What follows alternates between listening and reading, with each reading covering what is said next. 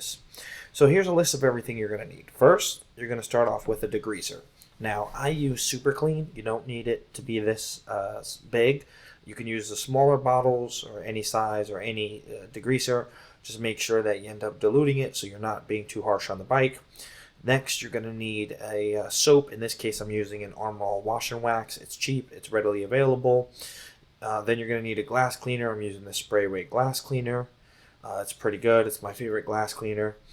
Then you're going to need a bottle, and the bottle is used to help dilute the Super Clean with water, or the degreaser in this case with water. You can dilute it in a 10-in-1 or 4-in-1 ratio. Next, you're going to need some microfiber towels. These are going to be used to actually wash the bike and help agitate the dirt off and then dry it.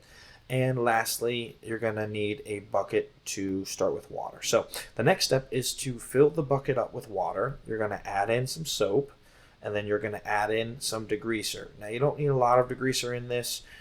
This step is a little bit redundant, but I always put it in there when I'm cleaning my clients' cars and cleaning my stuff in general. So I just add a little bit, and I add the soap, and then I let the water run and fill up the bucket.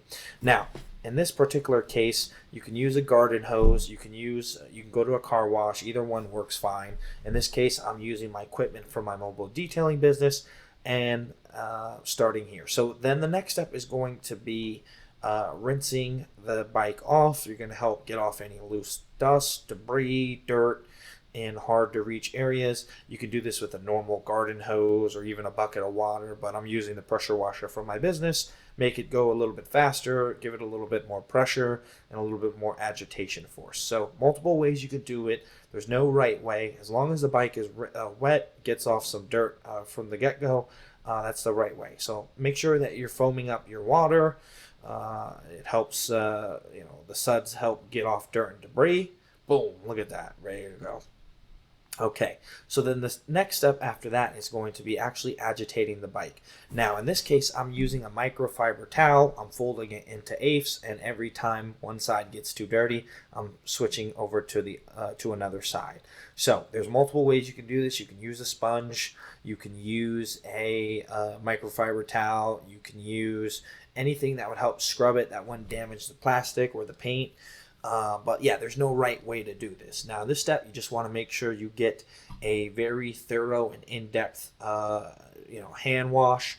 Make sure you're getting into as many crevices as you can. Dirt likes to hide underneath things, in between things. So yeah, just give it a good scrub. I'm fast forwarding this just because it took me about 10 minutes to actually do this part. But yeah, you can get in there pretty deep. I mean, motorcycles and vehicles have seals on almost all of their components, so water can't get in. So you're perfectly safe giving it a little bit of agitation, getting in there, getting in crevices that normally don't get to see water. It's perfectly fine. You can touch the wheels. You can touch almost every component. The only thing I'd be hesitant on is touching the chain and getting it super wet and not drying it. Because chains can rust a little bit easier than other components. But wheels and brakes, maybe be a little bit more hesitant around brakes, but it's perfectly fine. It's just water and soap and a little bit degreaser. It's not going to eat away at seals. It's not going to eat away at plastic. You're perfectly fine.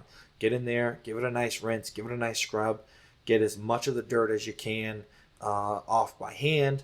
And like I said, if you're going to use the one towel method, one bucket method, like I'm doing, just whenever a side gets too dirty, fold the microfiber towel into eighths and then use another side. So you have approximately 8 sides you can use. You don't need multiple rags, although you can use multiple rags. You can use a sponge and wring it. And there's no real right way to wash a motorcycle or a car. You can do whatever you're comfortable with. Just make sure you get off as much dirt as possible, as much oil and built up, caked up brake dust as possible.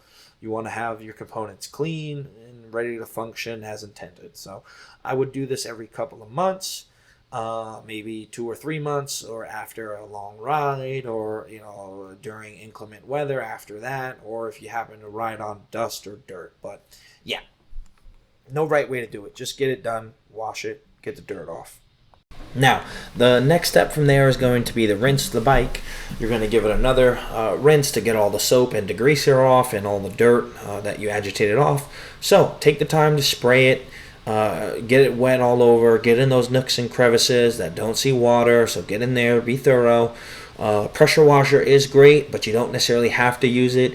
You can just use a garden hose. You can use a jet nozzle on a garden hose, or you can just literally pour water, a bucket of water, wherever the soap is. So get it off, get it wet, and then we're going to move on to the next important step. So there's the bike rinsed. Looks good. No dirt from where you can tell. Maybe if you look into certain crevices, there may be some still, but for the most part, it's looking good.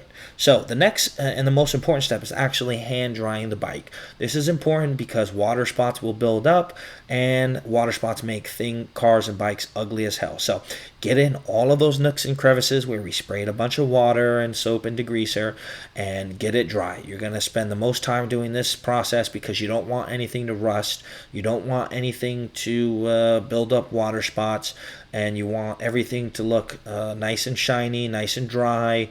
You don't want to have a rust bucket. So yeah, get under the tail, get near the swing arm and the exhaust and the engine cover. Get underneath your fairings as best you can. Hit up the wheels. The wheels may still be a little dirty. That's okay. They build up a lot of oil and caked on brake dust. And then we'll hit that a little bit later on. But just get everything as dry as possible. The tires you want to hit up. Try and get those as dry as possible so they don't get cracked. From having dry water dry up on them. But yeah, no, come on, get it every crevice, like get in the top, get it between the fairings, under the fairings, where the radiator is, the wheel covers on the top, the suspension system, get all up in there. You want it to be dry, that way no water spots develop, because those are a pain in the butt to get off afterwards. So when you get to the wheels, you want to spot clean the wheels with that degreaser that you used in the bottle.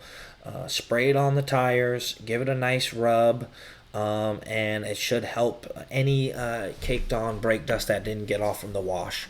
You don't necessarily have to do that, but it's a nice little extra step. And then, like I said, continue to dry. Just make the car as crisp as possible. You want it nice and clean, nothing that's soaked, nothing that stays on and dries that water. Then we're going to move on to the next step afterward.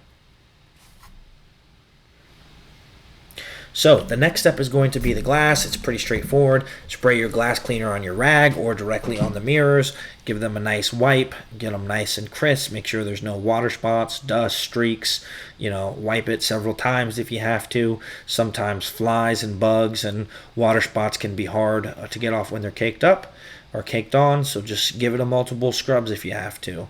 The microfiber should do the job. The spray away is one of the best glass cleaners in the world, so I love that stuff. It usually works very well on very dirty cars, my bike, even my glass at home, so mirrors and stuff. So it's a great cleaner and it should work well. So if the bike ends up needing the wheels to be touched up, you can use the degreaser in the bottle, diluted 10-to-1 or 4-to-1, to hit up those wheels again and get any brake dust and oils and debris in the wheels, get it a little bit better and shiny. So spend a little bit of time on the wheels. You want them to be crisp, you want them to look good.